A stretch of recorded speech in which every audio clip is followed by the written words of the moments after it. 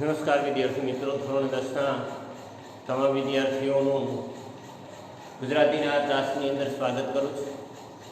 સૌને મારા good morning. ગત ક્લાસની અંદર એટલે કે કાલે કેટલીક વાતો આપણે વ્યાકરણની એકમ એકની કરી. ધ્વનિ શ્રેણીની વાત સમજ્યા, ત્યાર પછી જોડણી એટલે શું, તત્સમ શબ્દો, તદ્ભવ શબ્દો, ત્યાર પછી જોડણીના નિયમો, આટલીક નિયમોની કાલે વાત આપણે કરી હતી. કેટલીક ધ્યાનમાં રાખવા જેવી બાબતો જે છે એમાં આગળ વધીએ. હવે જે વાત આવે છે એ 9મા નિયમની આવે છે અને એ કરવા જઈ રહ્યા છીએ.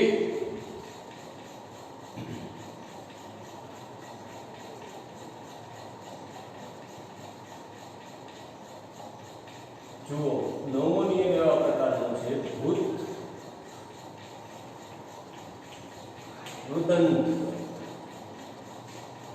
કૃદંતના ઇત પ્રત્યયમાં ઈ હસ્વ છે. 9મી બાબત એવા પ્રકારની છે ભૂત કૃદંતના ઇત પ્રત્યયમાં ઈ જે છે એ છે હસ્વ. હસ્વ એ જ તમારે લગાડવો પડે. ઇત પ્રત્યય જે શબ્દોની અંદર આવતો હોય ત્યાં તમારે રસ્વઈ કરવો પડે. જોઈએ કેટલીક બાબતો, જેમ કે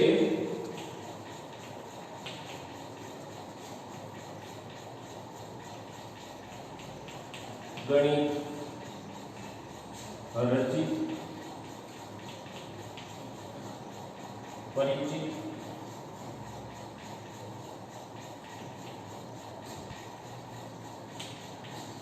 ખંડિત, આ બધામાં ઇત પ્રત્યય આવેલો છે અને ઇત પ્રત્યયનો એ જે છે એ રસ્વ ઈ આવે. આ થઈ 9મી બાબત. ત્યાર પછી આગળની 10મી બાબત જોઈએ.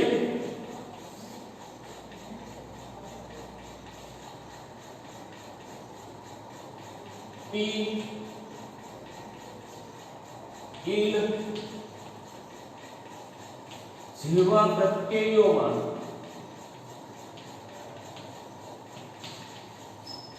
ઈ હસ્વ છે. 10મી બાબત પણ એવા પ્રકારની છે હસ્વ ઈ માટેની. પી ઇલ જેવા પ્રત્યયોમાં, આ બંને પ્રત્યયોમાં રસ્વ ઈ હોય છે. એટલે એ બાબતનો પણ આપણે ખ્યાલ રાખવો પડે. જો એમાં જેમ કે એના ઉદાહરણો પણ સાથે જોતા જઈએ. કૃતિ, શ્રુતિ, આવૃત્તિ, સંમતિ,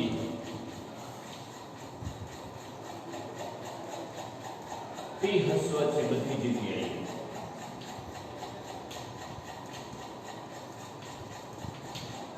આથી બધી જગ્યાએ હસ્વ છે.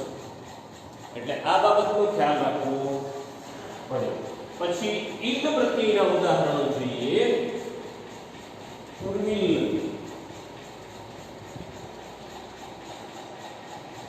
સલીલ,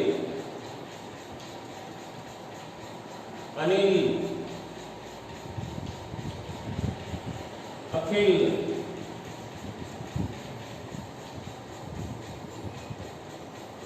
આ બધી જગ્યાએ ઈલની અંદર હસ્વ એ હસ્વ છે.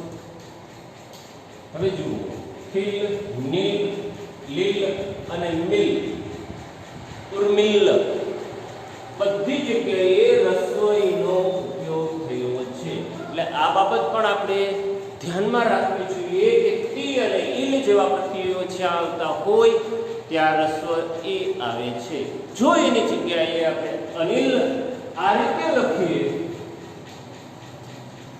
તો આ આપણી જોડણી ભૂલ ગણાય, ભાષાની ભૂલ ગણાય અને અંતે આપણને પરીક્ષામાં નુકસાન જાય છે.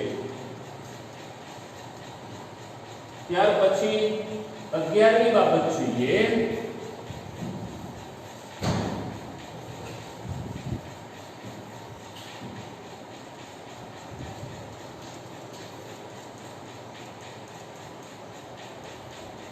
આવીશ ચિરમ બિન જેવા પૂર્વકોમાં હસવાઈ છે. હવે જુઓ, આવીશ, ચિરમ, બિન આ બધા પૂર્વકો જે છે એમની અંદર પણ રસોઈ છે અને આ બાબત આપણે આપણા ધ્યાનની અંદર રાખવી પડે, જેથી કરીને લખાણ વખતે આપણે ભૂલ ન કરીએ. બીજું એ કે જ્યારે આપણે વાંચન કરતા હોઈએ છીએ ત્યારે હંમેશા જોડણીનો મહાવરો રાખીએ, એટલે કે ધ્યાનથી વાંચીએ તો આપોઆપ આપણને આ બાબત આપણી દ્રઢ થતી જાય. 12મી બાબત છે અતિશય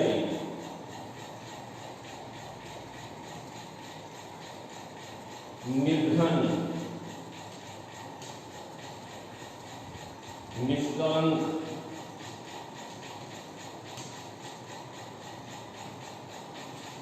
પરિણામ વિજ્ઞાન પ્રતિબિંબ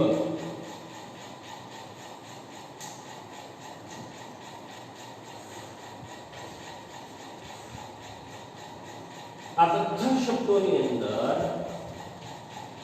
રસોઈ વાળા શબ્દો છે.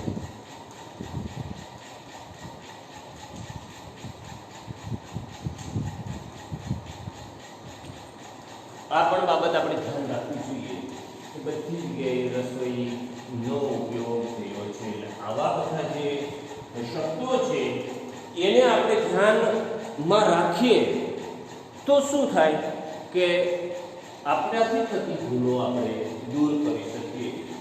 ત્યાર પછીની જે બાબત છે 13મી બાબત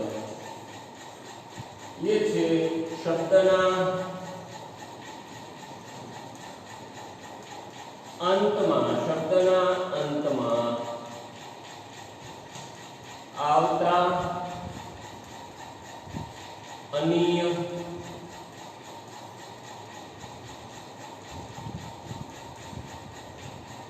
ઇન ઈય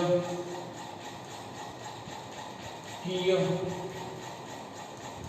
વગેરેમાં ઈ દીર્ઘ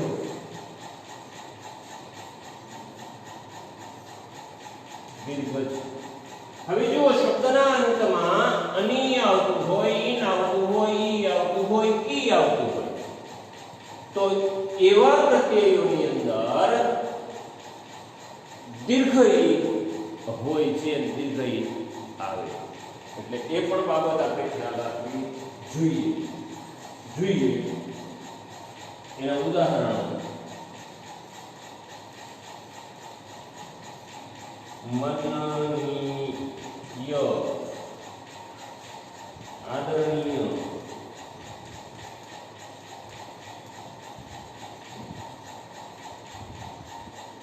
દર્શનીય,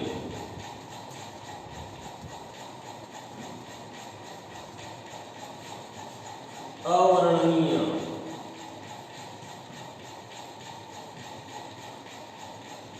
પ્રાચીન, અર્વાચીન,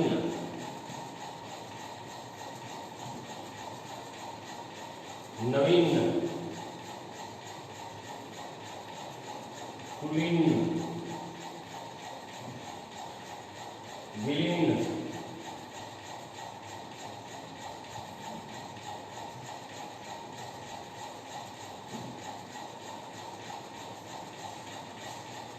ત્યાર પછી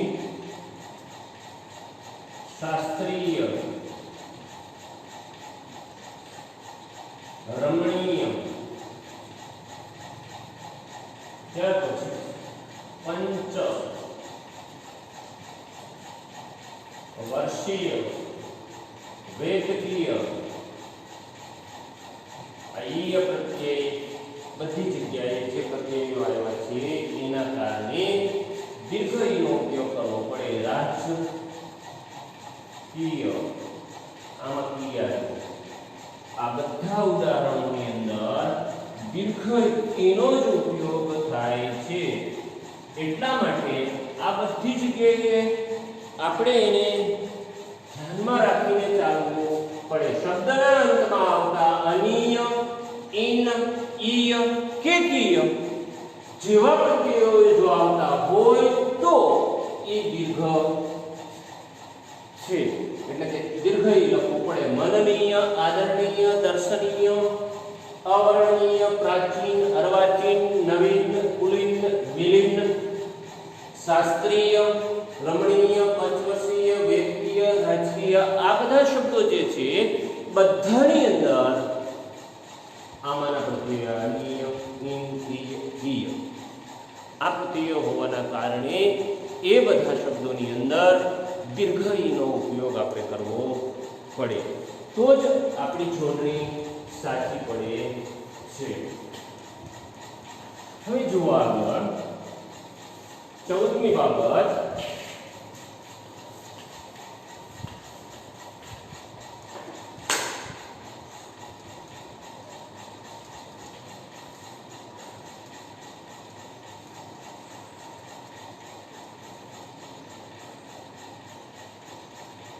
નિરોગી,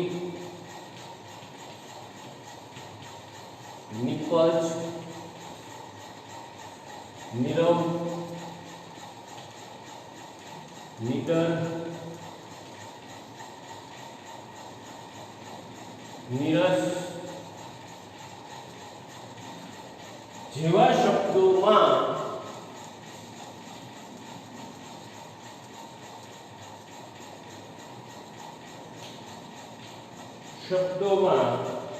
સંધિથી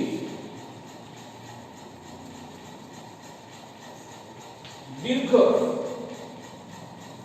ઈ બનેલ છે. હવે જુઓ આપણે જાણીએ છીએ કે ઈ પછી ઈ આવે તો દીર્ઘ ઈ જ થાય. સંધિના કેટલાક નિયમો જાણીએ છીએ, આગળ જોઈશું પણ ખરા.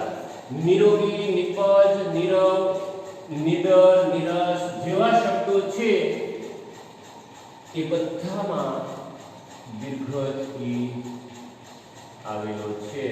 એ સંધિના નિયમોના કારણે દીર્ઘ ઈ બનેલો છે, એ પણ આપણે ધ્યાનમાં રાખવું જોઈએ. ત્યાર પછી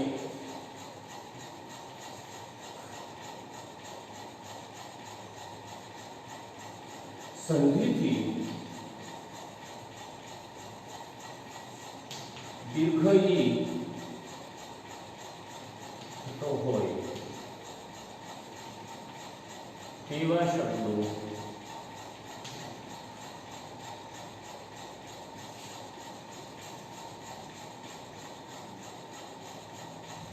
જુઓ તો એમાં ખાસ કરીને જ્યોતિન્દ્ર,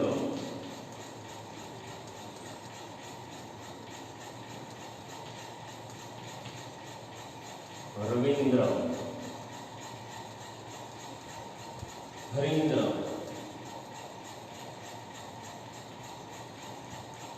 કવિન્દ્ર,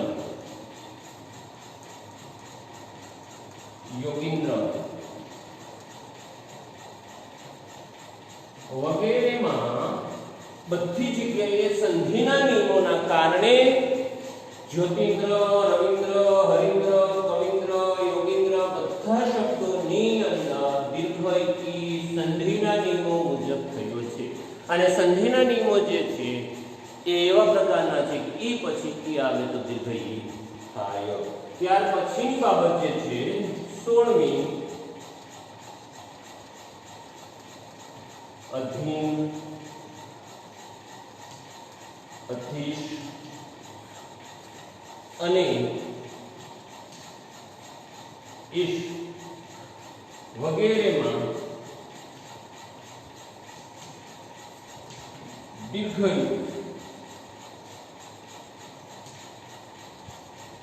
ઈ દીર્ઘ છે. હવે જુઓ અધીન, અધીશ અને ઈશ જે જગ્યાએ શબ્દના અંતમાં આવતા હોય તે જગ્યાએ બધી જગ્યાએ દીર્ઘ ઈ તમારે કરવો પડે.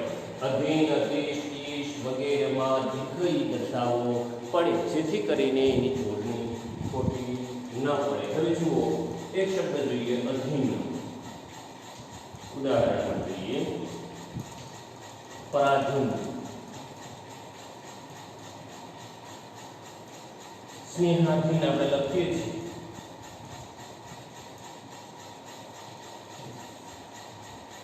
આજ્ઞાધીન,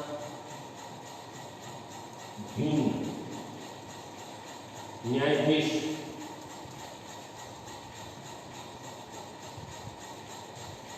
ન્યાયાધીશ, સત્તાધીશ,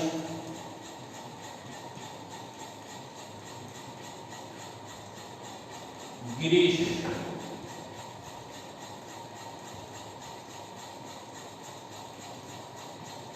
ઈશ આવ્યો. ધીન, અધીન, ધીન, ઈન, ઈન, ઈશ, ઈશ, ઈશ આવ્યો. હરીશ વગેરે શબ્દોમાં બધી જગ્યાએ દીર્ઘ ઈનો ઉપયોગ આપણે કરવો પડે છે તો જ આપણી સંધિ સાચી પડે. કારણ કે નિયમ એવા પ્રકારનો અધીન, અધીશ, ઈશ વગેરે શબ્દોમાં બધી જગ્યાએ શબ્દના અંતમાં ધીન, ઈન, ધીશ, ઈશ આવતું હોય તો એમાં દીર્ઘ ઈ કરવો પડે. માટે આ બધાના ઉદાહરણો છે અધીન, પરાધીન, સ્નેહાધીન, આજ્ઞાધીન, ન્યાયાધીશ, સત્તાધીશ, ગિરીશ, હરીશ વગેરેના ઉદાહરણો છે કે આ બધી જગ્યાએ આપણે દીર્ઘ ઈ લખવો જ પડે. ત્યાર પછી 17મી બાબત ઉપર જઈએ.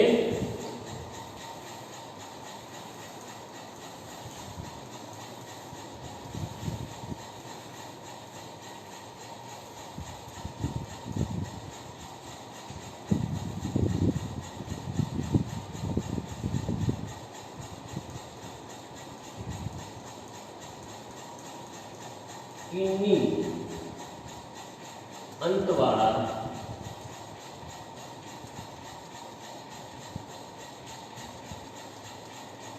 શબ્દોમાં નની પહેલા હસ્વ ઈ આવે છે. હવે જો 17મી બાબત એવા પ્રકારની છે ઈની થી શબ્દનો અંત થતો હોય અંતવાળા શબ્દોમાં ન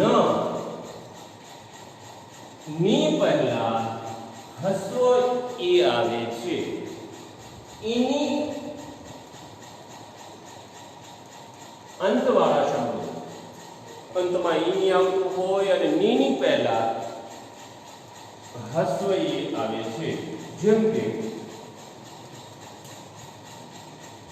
જુઓ એના ઉદાહરણો વિદ્યાર્થિની ઈની આવ્યું અહીંયા નાની પહેલા રસોઈ આવ્યું. એ હું તમને બતાવવા માંગુ છું કે વ્યાકરણના નિયમ મુજબ સંધિ જોડણી કેવી રીતે થાય છે. હવે જુઓ વિદ્યાર્થી પછી નલિની ઈની ન પહેલા રસોઈ આવ્યો. ત્યાર પછી રાગીણી એટલે ન પહેલા રસોઈ આવ્યો. હવે જુઓ આગળ થોડા શબ્દો જોઈએ. મૃણા લીની ઈની લી રસ્વ પછી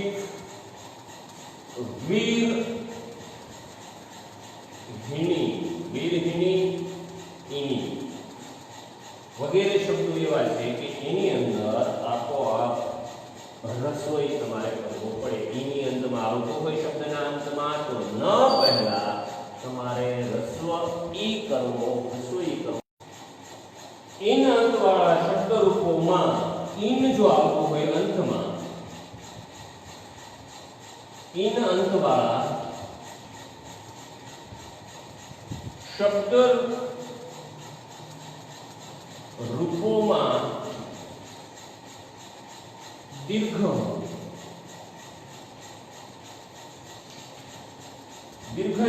આવે છે.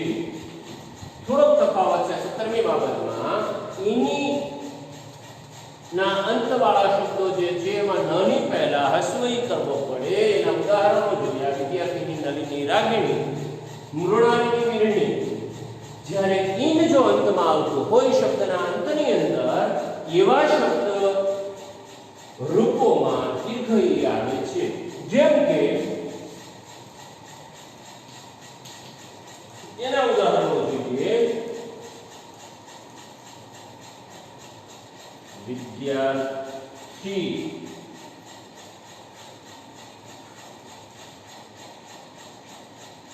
મનસ્વી,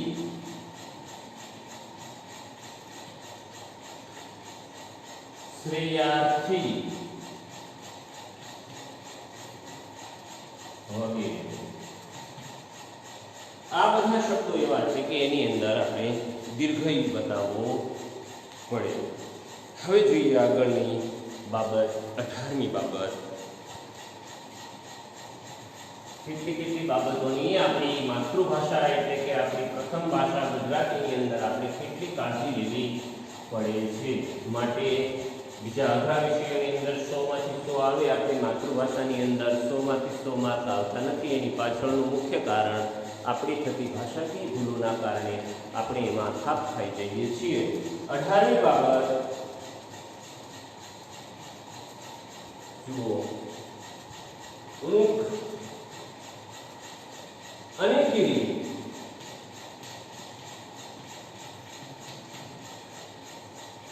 પ્રત્યયોમાં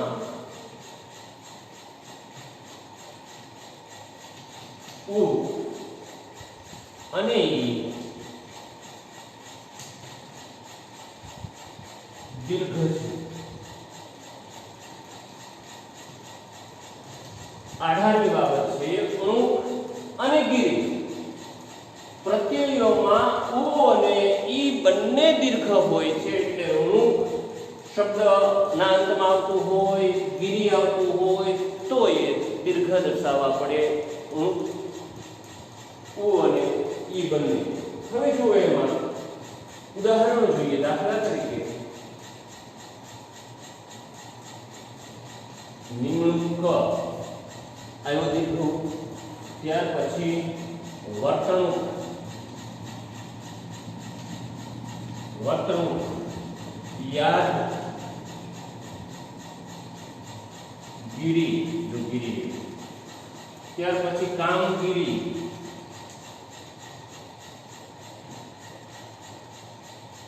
આ બધા શબ્દો જે છે એની પાછળ આપણે રસવરી રીતે દીર્ઘ બતાવવા પડે. એટલે કે દીર્ઘ ઉ આવે અને દીર્ઘ ઈ આવે. એટલે ઊંઘ થી અંતમાં ઊંઘ આવતું હોય તો તમારે દીર્ઘ ઉ બતાવવું પડે, અને ગીરી જો અંતમાં આવતું હોય તો તમારે દીર્ઘ ઈ બતાવવું પડે. ત્યાર પછી 19મી બાબત જોઈએ.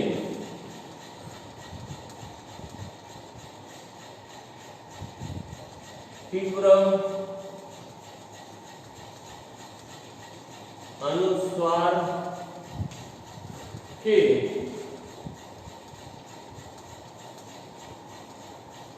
અનુનાસિક પહેલા રસોઈ કે રસ્વ ઉ ઈ કે ઉ હસ્વ હોય છે. હવે જો તીવ્ર અનુસ્વાર કે અનુનાસિક સ્વરોના સ્વરૂપો હોય ત્યારે તમારે રસ્વ ઈ અને રસ્વ ઉ એની અંદર રહેલા હોય છે તો એ આપણે એને દર્શાવવા પડે, એ રીતે લખવા પડે. જેમ કે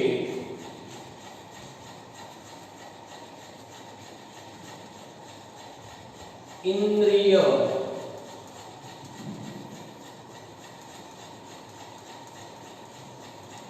ઇન્દ્રિય, જિંદગી,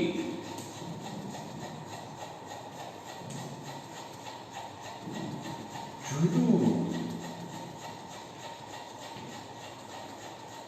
સિંધુ,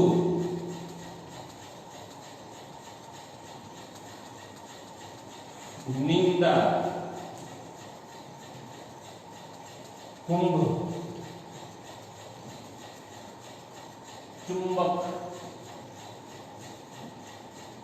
ચુંબક, કુંડલ વગેરે. આ બધા શબ્દો એવા છે કે એમાં આપણે રસ્વ ઈ દર્શાવવું પડે અને રસ્વ ઉ દર્શાવવું પડે, કારણ કે તીવ્ર અનુસ્વાર આવતો હોવાના કારણે ત્યાં અથવા તો અનુનાસિક સ્વરૂપો જે છે એની અંદર રસ્વ ઈ અને રસ્વ ઉ આવે, એ બાબત પણ આપણે ધ્યાનમાં રાખવી જોઈએ. ત્યાર પછીની 20મી બાબત જોઈએ.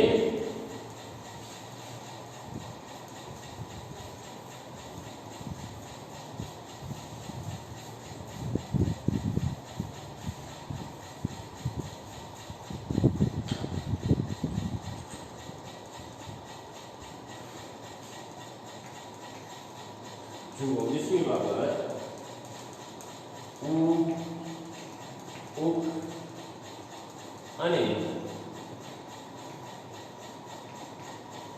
આવું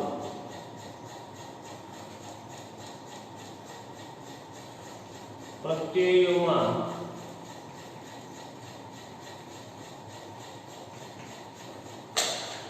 ઉ પ્રત્યયોમાં હસ્વ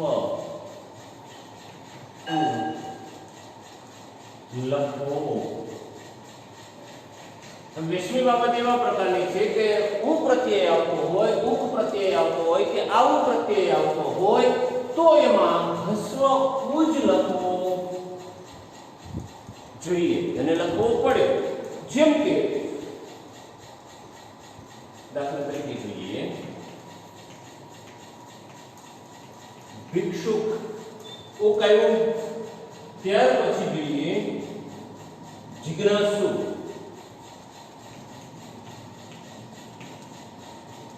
ત્યાર પછી પિપાસુ, શિખાઉ,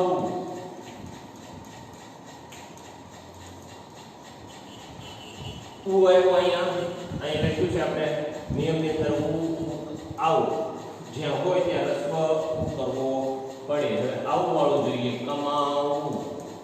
જુઓ અહીંયા આવું હોય માની અંદર આ રહેલો છે. ત્યાર પછી ઉડાવું,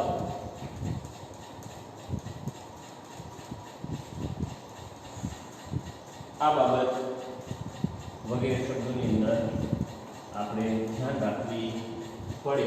ઉ, ઉક અને આવું પ્રત્યયોમાં હસ્વ ઉ જ લખવો પડે. અહીંયા ઉક છે, આશુ, આશુ, આવું, આવું, આવું વગેરે શબ્દો જે છે ત્યાં બધી જગ્યાએ રસ્વ ઉ આવે છે. 20 બાબતો જોઈ, 5 બાબતો બાકી છે એ આવતા ક્લાસની અંદર જોઈશું. સૌ વિદ્યાર્થી મિત્રોને મારા નમસ્કાર. કાલે ફરી પાછા મળીશું, ત્યારે જોડણીની વાતને પૂર્ણ કરીશું. ધ્યાનથી ગુજરાતીની અંદર જે ચેપ્ટર આપવામાં આવ્યું છે એને પણ જોવાનો પ્રયત્ન કરજો. આજે અહીં રાખું છું.